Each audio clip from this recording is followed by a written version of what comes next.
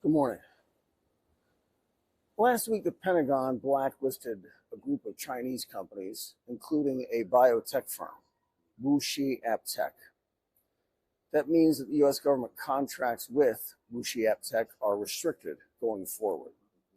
The United States wants to reduce its dependence on China's pharmaceutical industry, and the Pentagon's move is a warning to Chinese companies who want access to the $500 billion drug market in the United States. The thinking is that Beijing's dominance in biotech research and drug development will put the U.S. in the same spot as it's in for most of the world's raw material supply chains and in rare earth metals and magnets.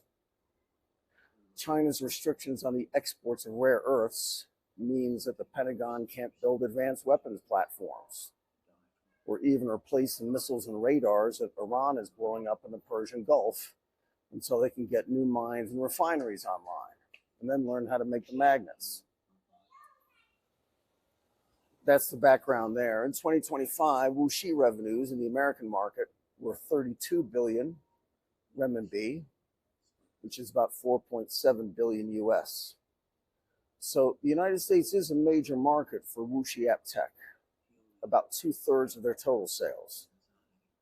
But here's the problem on the American side. Wuxi helps make 1/4 of the drugs and medicines used in the United States, including for the most expensive drugs. Members of Congress are drafting laws which will also target Chinese biotech firms. American drug companies like Pfizer and Bristol Myers are outsourcing research and development work and manufacturing to the Chinese companies. And the Biotech Investment National Security Act would subject those deals to the same high scrutiny they use on NVIDIA, for example. Investments in biotechnology will be reviewed by the Treasury Department, and the War Department will assess whether they affect national security. These investments now are enormous, and suddenly so. Pfizer and BMY were two of dozens of companies which combined for $136 billion worth of licensing deals with Chinese drug makers. That's a 27 times increase in just 5 years. What's happening here is that drug companies in the United States and Europe pay Chinese companies to develop the medicines, which are then sold in Western markets with big markups. Naturally, that also attracts venture capital money, and VC firms are worried that Congress may harm China's biotech industry, which will in turn blow up the money printing machine they've got going. They should not worry about that first part, though. It's already too late to stop Chinese biotech firms. Whether or not they're allowed to license drugs in the US is irrelevant when they're building drugs for the entire world. The United States is the most lucrative pharmaceutical market, but it's American and European drug companies who grab most of those profits, along with VC and private equity firms who buy up shares in the early stage drugs. And there are lots of headlines now like this one. Drugs developed in China perform better than blockbuster high-profit drugs on the market in the United States. Industry insiders know all of that, and the Pentagon blacklisting won't move the needle at all on the partnerships between Chinese drug development companies and the big pharma companies who just put their logo on the side of the box and jack up the price 100 times. China has no peer in building quality compounds at low cost. There is one issue that is keeping all the executives at Western pharma companies awake at night, and it's the patent expirations problem. Morgan Stanley crunched the numbers, and Big Pharma had sales last year of $171 billion from drugs that will go off patent over the next 5 years. At Pfizer, it's an $18 billion problem by 2028 and $20 billion by 2030. This chart's in billions, by the way, not trillions. Pfizer is PFE, and that $20 billion is about 30% of its total sales, which will be dramatically reduced when those particular drugs go off patent. At Bristol Myers, BMY, it's $26 billion in sales that go away, and nearly 60% of its sales. Amgen needs to build new drugs to replace over 60% of their sales.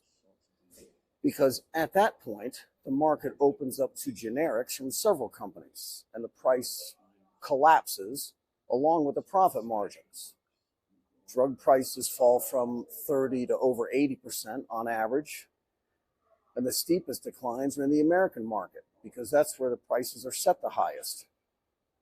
So Keytruda is a $30 billion drug from Merck and goes off patent in 2028, both here and in the United States.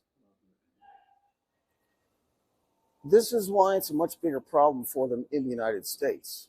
In China, Keytruda treatments cost $1,500 to $3,000 each, with a full year cost of $20,000 at the most. In the United States, that's the cost of a single dose. A full year of Keytruda treatment costs $150,000 in the United States, over 7 times as much for the same drug. And your first thought is probably something like, why don't patients in the US just fly to China, check into a luxury hotel right next to the hospital, get the treatments there, then fly home and save $100,000? If it's obvious to us, it's obvious to the Chinese too, and we'll come back to that. Plus, we just learned that Akeso just developed a drug that works better than Keytruda anyway. Eliquis is a blood thinner drug used to prevent clots. It comes from Bristol Myers Squibb, and last year threw off over $13 billion in sales. It loses patent protection in 2028 in the United States. In China, Eliquis costs $60 for a 30-day supply. In the US, it's anywhere from 5 to 10 times that, depending on the pharmacy the patient's using. So those patent cliffs are a major crisis for big pharma and a major opportunity for firms here. China's biotech companies work faster with lower costs, and so companies are paying upfront for research to be done here as soon as possible to get new drugs ready to sell. Neil Roberts is one of our channel's compadres, and he's always sniffing around the internet for stories and for angles that are flying under everyone else's radars. He doesn't like these deals any more than our Congress does, but for a different reason. His concern is that the Chinese companies may be compromised by spending their valuable time to develop high profit margin drugs for Pfizer and other companies operating in the US market, instead of doing what's best for everyone else, everywhere else. And that's valid. We also find it curious that Pfizer donates thousands of dollars to help those 2 members of Congress get elected, millions of dollars to help President Trump celebrate his election party, while also sending Chinese labs billions of dollars to make sure they have drugs to sell after 2028. WuXi AppTech does it all. The R&D, the drug discovery, scientist recruitment and training, and then the mass production. And so there are 2 key points to the system on the Chinese side that we want to emphasize. The government negotiates hard with drug companies, no matter where from, for fair pricing in exchange for access to China's population of over 1 billion patients. But those low prices are even more a function of these Chinese companies' capability to build and test the drugs and the capacity to quickly scale up production after approval. Marco Rubio was a senator in 2024 and reported that the US once enjoyed a comfortable lead in the highest value research. But today, China's biotech industry is an instrument of soft power. The Chinese are selling low-cost drugs to the developing world, and Mr. Rubio Now Secretary of State Rubio, is alarmed. Going back to those math problems we did earlier, the cost differences between China and the United States for the exact same treatments. Li Kong is a Chinese company that developed a personalized cancer vaccine. It's in clinical trials for the FDA, and it's going through the approval processes here in China. But the drug is already being offered to patients in Hainan. Very important section here. The cost of the treatment will run around $21,000. A similar drug from Merck or Moderna would be multiples of that. The drug may not ever be approved in the US at all, and if so, only at a very high price. So if you're an American reading that, and maybe your doc has just told you that there's not much they can do for you, what are your options? And it's on that question that American venture capital and drug companies should be really worried. There is a market for that drug right now, but China is the only place anyone can get it. Hainan is the world's largest free trade zone, and is also a giant zone for medical treatments. Over 30 hospitals offering treatments and therapies that have not yet been approved, even here on mainland China. This will be a multi-trillion-dollar industry for Hainan Island and for hospitals on the mainland who can offer treatments at a fraction of what hospitals in Europe, or especially in America, will charge. This question is no longer just rhetorical. The pharmaceutical industry is already there, with Chinese firms developing treatments and American patients unable to buy them. Chinese drug makers will win either way. WuXi builds therapies that are in turn sold by American companies at high profit margins for the treatment of conditions that are money no object from the perspective of patients. These are terminal illnesses, and WuXi is the only company making the treatments for some of them. Replacing WuXi in the supply chains means there's no more coming for years. And remember, American drug companies don't have years. A third of their revenues are going away starting next year. So the money is pouring in to China to develop new drugs, and soon enough the money will be pouring into China by patients who need treatments that are not even approved in their home countries, or who do the math and figure it's like being paid $100,000 to take a vacation in Hainan and receive treatment there. This is another company, Hongroi, who is now the top clinical sponsor in the world, with over 400 ongoing clinical trials and multi-billion-dollar deals with Merck and GlaxoSmithKline. This did all happen very fast. Just like in everything else, no matter how much our political leadership likes to pretend otherwise. True experts and industry insiders know it. There is no sense that these are areas the US can win. Precision medicine, biotech, the high-tech medical equipment. These are literally national level priorities here, national security priorities for the Chinese government. And while that kind of emphasis would drive prices and costs way up in the American market, like we see at the Pentagon, for example, in China, the cost structures go the other way. The system is more efficient, so costs fall and timelines speed up. Since 2021, and that 5-year plan, the number of drugs under development increased by 8 times. China is committed to excellence in service, and the US is not stepping up and competing, and cannot. Morgan Stanley again, drugs coming from China will grow to $34 billion in 5 years, $220 billion in 15 years. And a major driver of that increase is that the treatments are for the high profit margin drugs. China is investing in the R&D and in the people and in the facilities. Zhangjiang Gaoke is in Shanghai and home to over 1,700 medical companies in a single zone. Seed capital investment in US biotech is at the lowest level in over 20 years, So it's only the Chinese companies now who are doing the hard work of drug research and discovery. Much of that work is very labor intensive by highly skilled and highly paid chemists. So it's cost prohibitive to even try it in San Francisco or Boston. Pudong, Shanghai is not cheap either, but China is where the people are, and those Chinese PhDs are building the highest value drugs.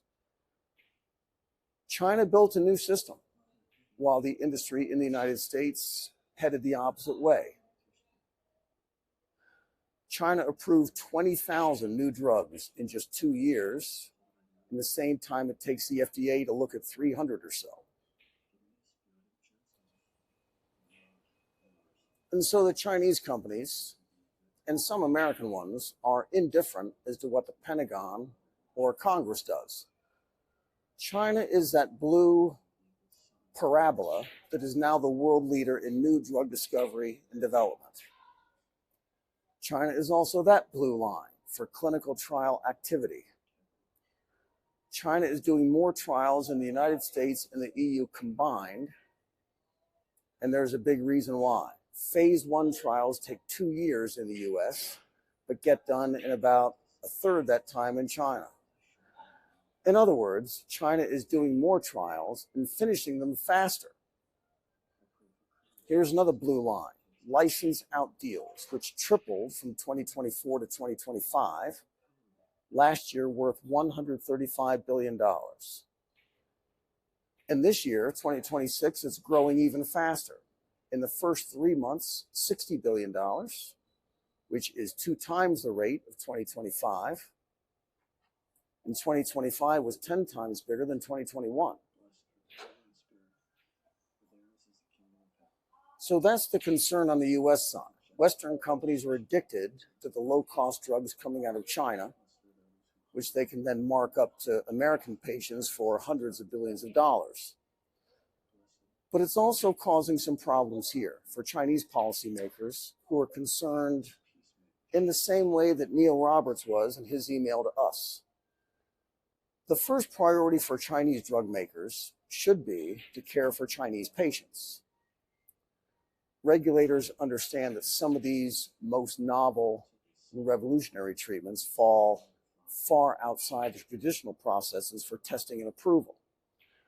Personalized medicine, precision medicine, is completely different, and millions of patients are suffering right now.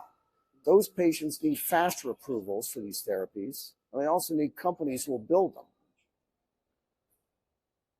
A new regulatory pathway for treatments of rare and terminal stage diseases is being established.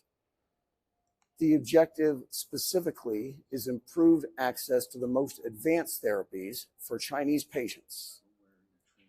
Those new protocols will offer vast new revenue opportunities for the Chinese biotech firms while reducing their need to partner with the Pfizers and the Mercks of the world just to keep their lights on, their people paid.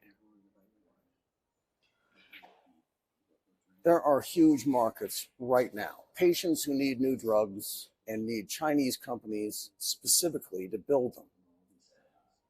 That new industry will be all China, all the drug discovery, all the drug development, all the treatment, first to Chinese patients, and then to anyone else who buys a plane ticket to Hainan.